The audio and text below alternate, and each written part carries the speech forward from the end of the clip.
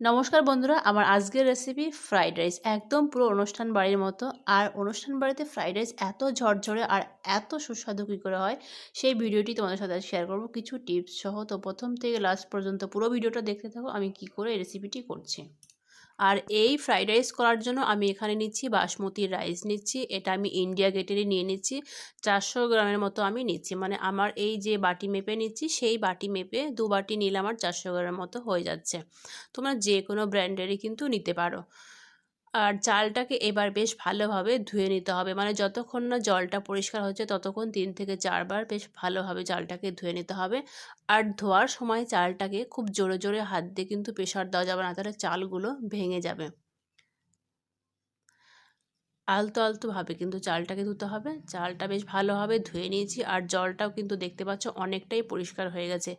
এইবার কি করব, এটা আধ ঘন্টার জন্য আমি ভিজিয়ে রেখে দেবো। সময় কম থাকলে 15 মিনিট রাখলেও হবে। আর এই রাইসের জন্য আমি এখানে কিছু সবজি নিয়েছি। গাজর সরু করে কেটে নিয়েছি একটা, কিছু পেঁয়াজ কলি নিয়েছি 5-6টা, আর বিনসও নিয়েছি। তো তোমরা তোমাদের পছন্দ মতো সবজি দেবে। আর এদিকে একটা সসপ্যানের মধ্যে জল বসিয়ে দিয়েছি। এখানে আমি দিয়ে দিলাম 3টে তেজপাতা আর 1 টেবিল চামচ মতো দিয়ে দিলাম সাদা তেল। বেশ ভালোভাবে তেলটাকে জলের সাথে মিশিয়ে নিয়ে হাই ফ্লেমে জলটাকে ফুটিয়ে নিতে হবে। জলটা যেই ফুটে যাবে গ্যাসের ফ্লেমটা মিডিয়ামে রেখে চালগুলো দিয়ে দিতে হবে। আর এই চালটা কিন্তু খুব সাবধানে সেদ্ধ করতে হবে। আর যে জলের মধ্যে যে তেলটা দিলাম, এই তেলটা দেওয়ার কারণ হচ্ছে প্রত্যেকটা চাল কিন্তু মানে যখন সেদ্ধ হবে তখন একটার গায়ে আর একটা লেগে যাবে না, একদম পুরো ঝরঝরে থাকবে। আর চালটা 100% সেদ্ধ করা যাবে না, মানে 90% সেদ্ধ করতে হবে। আর মাঝে মাঝে আলতো করে একটু নাড়াচাড়া দিতে হবে। তো চালটা আমার 90% সেদ্ধ হয়ে গেছে। আমি একটা তোমাদের ভেঙে দেখাচ্ছি, মানে আঙ্গুল দিয়ে যখন প্রেশার দেবে তখন যদি ভেঙে যায় তখন বোঝা যাবে যে চালটা পারফেক্ট সেদ্ধ হয়েছে। এইবার গ্যাসের ফ্লেমটা বন্ধ করে দিয়েছি, তারপরে ফ্রিজের জল দিয়ে দিচ্ছি 1 গ্লাস মতো। এই ফ্রিজের জলটা দিলে কিন্তু প্রত্যেকটা রাইস একদম ঝরঝরা হবে। তো আলতো করে একটু হালকা নেড়ে দিয়ে এবার মাঠটাকে আমি ঝেড়ে নেব। মানে তোমরা চাইলে এখানে একটা ছাঁকনি দিয়েও মানে রাইসটাকে এখান থেকে তুলে জল ঝরিয়ে নিতে পারো। তো আমি মাঠটাকে ঝেড়ে নিয়েছি। এইবার এর মধ্যে দিয়ে দেবো 2 চামচ মতো চিনি। চিনিটা আমি এখানে দিয়ে দিচ্ছি। আর দিয়ে দেবো 1 চামচ মতো নুন। এর আগেও আমি মানে জলের মধ্যে 1 চামচ নুন দিয়েছি, তো সেটা স্কিপ করে গেছি, তোমাদের দেখানো হয়নি। 1 চামচ মতো আগে 1 চামচ দিয়েছি আর এখন 1 চামচ দিলাম। মোট 2 চামচ মতো চিনি আর 2 চামচ নুন দিলাম। নুন আর চিনিটাকে রাইসের সাথে বেশ ভালোভাবে মিশিয়ে নিতে হবে। ভয়ের কোনো কারণে একটা রাইসও কিন্তু ভেঙে যাবে না। এইবার যেটা করব সেটা, এখানে একটা গামলা নিয়েছি, এর মধ্যে একটা জালিদার থালা বসিয়ে দিলাম। এই জালি থালার উপরে রাইসটাকে ঢেলে ছড়িয়ে রাখবো। তোমরা মানে জালি থালায় রাখবে সেরকম কোনো ব্যাপার না, এটা থালার উপরেও ভাতটাকে ছড়িয়ে দিতে পারো, মানে রাইসটাকে। সেক্ষেত্রে রাইসটাকে বেশ ভালোভাবে জল ঝরিয়ে নিতে হবে। আর এই জালি থালাটা হলে জল যদি একটুকুও থেকে থাকে সেটা বেরিয়ে যাবে। এবার রাইসটাকে দেখো আমি চারদিকে বেশ ভালোভাবে ছড়িয়ে দিলাম। এটাকে বেশ ভালোভাবে ঠান্ডা করে নিতে হবে।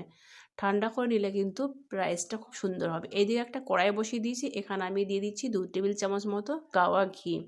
আর দিয়ে দেবো 3 টেবিল চামচ মতো সাদা তেল। বেশ ভালোভাবে তেলের আর ঘিয়ের পরিমাণটা একটু বেশি হলে কিন্তু ভালো হয়। আর ঘি আর তেলটা দেওয়ার আগে কড়াইটা বেশ ভালোভাবে প্রথমে গরম করে নিয়ে তারপরে ঘি তেলটা দিয়ে কড়াইয়ের চারদিকে একটু লাগিয়ে নিতে হবে। এইবার দিয়ে দিচ্ছি ফোড়নে গোটা গরম মশলা, 4টি লবঙ্গ, 4টি এলাচ আর 4টি দারচিনি। আর এটা ততক্ষণই নাড়াচাড়া করবো যতক্ষণ না খুব সুন্দর একটা ফ্লেভার বেরোচ্ছে। এইবার গাজর আর বিনসটাকে আগে দিয়ে দেবো। গাজর আর বিনসটা আগে আমি 1 থেকে 2 মিনিট মতো মিডিয়াম ফ্লেমে ভেজে নেব। আর এই সবজিগুলো কিন্তু খুব বেশি ভাজা যাবে না, হালকা করেই ভাজতে হবে। 1 মিনিট নাড়াচাড়া করে নেওয়ার পরে দিয়ে দিচ্ছি 1 চামচ মতো নুন।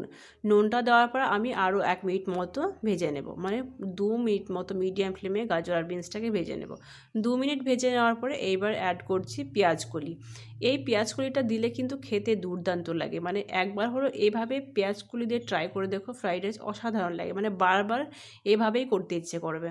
পেঁয়াজগুলি দিয়ে 2 মিনিট আরও ভেজে নিলাম। 2 মিনিট ভেজে নেওয়ার পরে এবার পরিমাণ মতো দিয়ে দিচ্ছি কাজু আর কিশমিশ। এটা তোমরা তোমাদের পরিমাণ মতো দেবে। কাজু কিশমিশ দিয়ে আমি 1 মিনিট মতো নাড়াচাড়া করে নেব।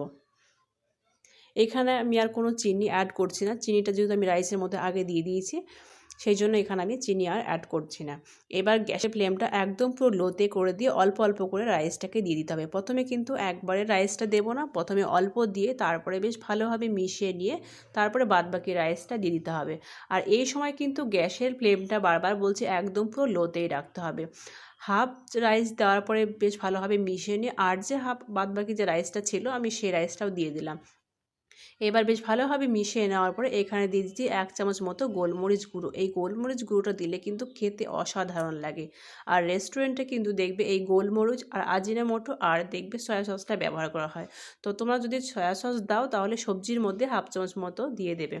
আর আজিনামোটো যদি থাকে সেটাও ব্যবহার করতে পারো। আমার কাছে যেহেতু এই মুহূর্তে নেই সেটা আমি এই জন্য ব্যবহার করছি না। আর ফ্রাইড রাইসটাও কিন্তু একদম পুরো রেডি হয়ে গেছে। দেখো একদম ঝরঝরে ফ্রাইড রাইস অনুষ্ঠানের বাড়ির মতো, মানে খেতে তো অসাধারণ। তো একবার হলেও বাড়িতে এভাবে ট্রাই করো আর কমেন্টে আমাকে অবশ্যই জানিও কেমন লাগলো।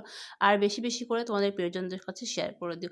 আর চ্যানেলটি যদি সাবস্ক্রাইব না করা থাকে তো প্লিজ সাবস্ক্রাইব করে দিও। আজকের মতো এই পর্যন্তই। পরের দিন নেক্সট কোনো ভিডিওর সাথে দেখা হবে।